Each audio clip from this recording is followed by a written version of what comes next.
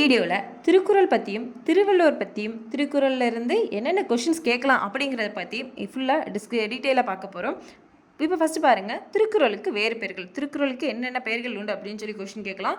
ஆப்ஷன்ஸில் ஏதாவது ஒன்று தப்பாக கொடுத்துருப்பாங்க, நம்ம கரெக்டான ஆப்ஷன் செலக்ட் பண்ணி எழுதுகிற மாதிரி இருக்கும். ஃபஸ்ட் பாருங்கள், திருக்குறளுக்குள்ள வேறு பெயர்கள்: முப்பால், இயற்கை வாழ்வில்லம், உத்தரவேதம், தெய்வநூல், பொய்யாமொழி, வாயுரை வாழ்த்து, தமிழ்மறை, அறவிலக்கி, பொதுமறை, திருவள்ளுவன் பயன், வாழ்த்து, திருவள்ளுவம், பொருளுரை, உலக பொதுமறை, முதுமொழி, தமிழர் திருமறை. பார்த்தது எவ்வளோதான் திருக்குறளோட வேறு பெயர்கள். ஸோ இது எவ்வளோ நல்லா படித்து வச்சுக்கோங்க. கண்டிப்பாக இதில் இருந்து ஏதாவது கொஸ்டின் வந்து நம்ம ஆன்சர் பண்ணுற மாதிரி இருக்கணும். சரி, அடுத்து என்ன கொஸ்டின் வரலாம் அப்படின்னு பார்க்கலாமா? இது பார்த்தீங்க அப்படின்னா, திருக்குறளில் மொத்தம் எத்தனை இயல்கள் உண்டு? அது நமக்கு ஆல்ரெடி தெரியும். 9 இயல்கள் உண்டு, 133 அதிகாரங்களாக இருக்குது, 1330 குறட்பாட்கள் கொண்டுள்ளது அப்படிங்கிறது தெரியும். இதில் அறத்துப்பாலில் எத்தனை அதிகாரங்கள்? 38 அதிகாரங்கள். அதுலேயும் நம்ம எப்படி கொஸ்டின் வரலாம்னா, பாயிரையியலில் எத்தனை? 4, இல்லறவியலில் 20, துறவியலில் 13, ஊழியலில் 1. பொருட்பால் அப்படின்னு பார்த்தோன்னா 70 அதிகாரங்கள் உண்டு. அதில் அரசியல் வந்து 25, அங்கவியல் வந்து 32, குடியியல் வந்து 13. நெக்ஸ்ட் காமத்துப்பாலில் 25 அதிகாரங்கள் உண்டு. களவியலில் 7, கற்பியலில் 18. இந்த இயல்கள் பற்றியும் கண்டிப்பாக ஏதாவது ஒரு கொஷின்ஸ் வரும். நார்மலாக தெரியும், நம்ம திருக்குறளை மூன்று பிரிவுகளாக பிரிப்போம். அறம், பொருள், இன்பம் அப்படிங்கிறது பிரிப்போம். இதிலிருந்தும் கண்டிப்பாக ஏதாவது ஒரு கொஷின் வர வாய்ப்பு உண்டு. ஸோ இதெல்லாம் தெரிஞ்சது தான் அப்படின்னு சொல்லி நம்ம என்ன பண்ணக்கூடாது, ஈஸியாக விடக்கூடாது. ஒருக்கா கூட நம்ம என்ன பண்ணணும், கண்டிப்பாக படிக்கணும். உள்ளே இருக்கக்கூடிய இயல்களை கண்டிப்பாக படிங்க.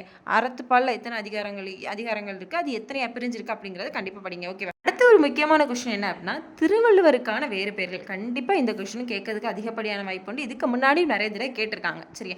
திருவள்ளுவருக்கு நிறைய பெயர்கள் உண்டு. அதில் பெயர்கள்லாம் கொடுத்துருக்கேன் பாருங்கள். திருவள்ளுவ நாயனர், தேவர், முதற்பாவலர், தெய்வப்புலவர், நன்முகன், மதனப்பாங்கி, சென்னா போதகர், பெருநாவலர், பொய்யில் புலவர். இதெல்லாம் திருவள்ளுவருக்கான வேறு பெயர்கள். நெக்ஸ்ட் பாருங்க, திருவள்ளுவருக்கு உரை செய்தவங்க யார் அப்படின்னு சொல்லி கொஸ்டின் கேட்கலாம். கண்டிப்பாக இந்த கொஸ்டினும் இதுக்கு முன்னாடி வந்திருக்கு. இதில் யார் ரொம்ப சிறப்பான உரை எழுதினாங்க அப்படிங்கிற கொஸ்டினும் வந்திருக்கு.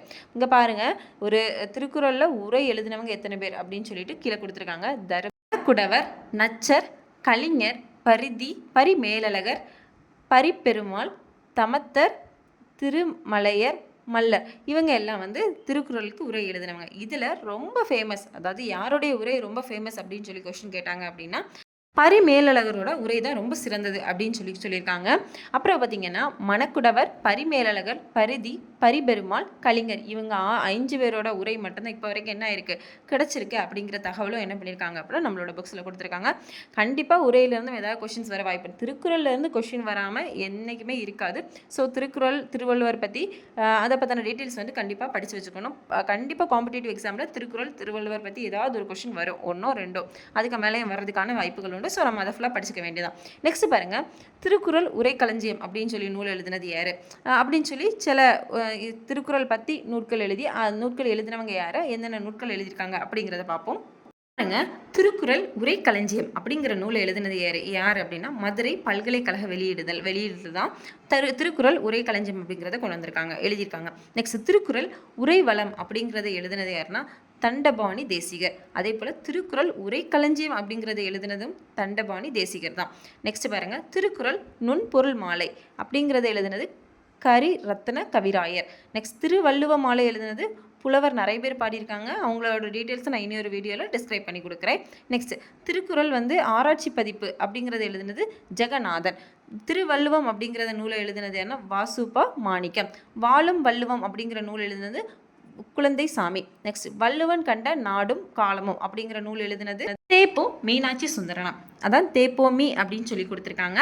நெக்ஸ்ட் பாருங்க, அதாவது நம்ம இனி அடுத்து பார்க்க போகிறது பார்த்தீங்க அப்படின்னா, இதுவரைக்கும் திருக்குறள் பற்றி எழுதினவங்களை பார்த்தோம். இனி திருக்குறளுக்குள்ள சில பெயர்கள் ஒரு முறையோ 2 முறையோ வந்திருக்கும், சில வேர்ட்ஸ், அதை பற்றி தான் என்ன பார்க்க போகிறோம். நெக்ஸ்ட் ஃபஸ்ட்டு பாருங்கள், திருக்குறளில் 2 மலர்கள் வந்து வந்திருக்கு. என்னென்ன மலர்கள் அப்படின்னா, அனிச்சம், குவளை அப்படிங்கிற மலர்கள் 2 டைம் வந்திருக்கு. கண்டிப்பாக இதில் இருந்து கொஸ்டின் வர வாய்ப்புகள் உண்டு. ஸோ இதை பார்த்துக்கணும். நெக்ஸ்ட் திருக்குறளில் இடம்பெறும் ஒரே பழம் எது அப்படின்னா, நெருஞ்சி பழம் தான். ஒரே ஒரு பழம் அப்படின்னு சொல்லி வார்த்தை வருது அப்படின்னா அது நெருஞ்சி பழத்தை தான் சொல்கிறாங்க. நெக்ஸ்ட் திருக்குறள் திருக்குறளில் இடம்பெறும் ஒரே விதை எது அப்படின்னா குன்றிமணி. இந்த விதை மட்டும் தான் திருக்குறளில் வரும். அடுத்து திருக்குறளில் இருமுறை 2 நேரம் வந்து ஒரு அதிகாரம் வருது. அது அப்படின்னா அது எதுனா குறிப்பறிதல் அப்படிங்கிற அதிகாரம் 2 தடவை வருது. நெக்ஸ்ட் திருக்குறளில் இடம்பெறும் 2 மரங்கள் எதுனா பனை, மூங்கில். இந்த மரங்கள் வந்து இந்த மரங்கள் தான் திருக்குறளில் வருது. அடுத்து திருக்குறளுக்கு ஃபஸ்ட்டாக உரை எழுதினது யார் அப்படின்னா மணக்குடவர் அப்படிங்கிறவங்க தான் முதலாக உரை எழுதினவங்க. நெக்ஸ்ட் திருக்குறளில் கோடி அப்படிங்கிற சொல் எத்தனை முறை வந்திருக்கு அப்படின்னா 7 டைம் வந்திருக்கு. திருக்குறளில் கோடி அப்படிங்கிற சொல் 7 டைம் வந்திருக்கு. 7 அப்படிங்கிற சொல் என்ன பண்ணியிருக்குன்னா 8 குறட்பாக்களில் வந்திருக்கு அப்படின்னு சொல்லியிருக்காங்க. கண்டிப்பாக இதில் வந்து கொஸ்டின் வரும். இதுக்கு முன்னாடி டிஎன்பிசி டெட்டு இல்லை டிஆர்பி எல்லா எக்ஸாம்ஸ்லையும் தமிழ் எலிஜிபிலிட்டி டெஸ்ட்டில் திருக்குறள்லேருந்து கொஸ்டின் வராமல் இருந்ததே கிடையாது. ஸோ கண்டிப்பாக இதெல்லாம் நல்லா படித்து வச்சுக்கோங்க. இதில் வந்து கண்டிப்பாக ஏதாவது கொஸ்டின் வரும். அடுத்தும் ஒரு முக்கியமான கொஸ்டின் தான் திருக்குறள் பற்றி. அதாவது திருக்குறளை மொழிபெயர்த்தவங்க யாரெல்லாம் அப்படின்னு கொஸ்டின் வரலாம். அதில் ஃபஸ்ட்டு ஆங்கிலத்தில் திருக்குறளை மொழிபெயர்த்தவர் யார் அப்படின்னா ஜியு போப். திருக்குறளை மொழிபெயர்த்தவங்க என்னென்ன பெயர்கள், என்னென்ன மொழியில் மொழிபெயர்த்துருக்காங்க? லத்தீன் மொழியில் மொழிபெயர்த்த வீரமா முனிவர். நெக்ஸ்ட் ஜெர்மன் மொழியில் மொழிபெயர்த்த கிராஸ், ஆங்கிலத்தில் ஜியு போப், ஃப்ரெஞ்சில் ஏரியஸ், வடமொழியில் அப்பாசாமி தீட்சதக். ஓகே, நெக்ஸ்ட் ஹிந்தியில் பார்த்தீங்க அப்படின்னா ஜெபின். நெக்ஸ்ட் தெலுங்கில் வைத்தியநாத பிள்ளை. இதில் இவ்வளோ நேரம் பார்த்ததுலேருந்து கண்டிப்பாக எல்லா எக்ஸாம்ஸ்க்கும் இந்த ஒரு வீடியோ நீங்கள் ஃபுல்லாக பார்த்து இதில் உள்ள நோட்ஸ் எல்லாம் கரெக்டாக எடுத்து வச்சிட்டிங்க அப்படின்னா திருக்குறள்லேருந்து வரக்கூடிய கொஷினை கண்டிப்பாக அட்டன் பண்ண முடியும். கண்டிப்பாக திருக்குறள் ஃபுல்லாக படிங்க, அதிலேருந்து கண்டிப்பாக கொஷின் வரும்.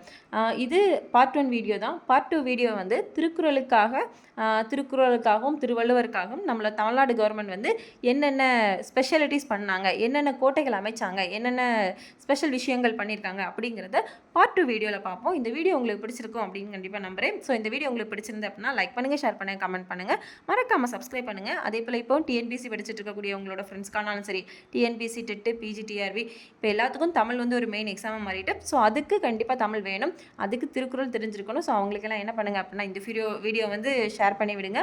தேங்க்யூ ஃபார் வாட்சிங்.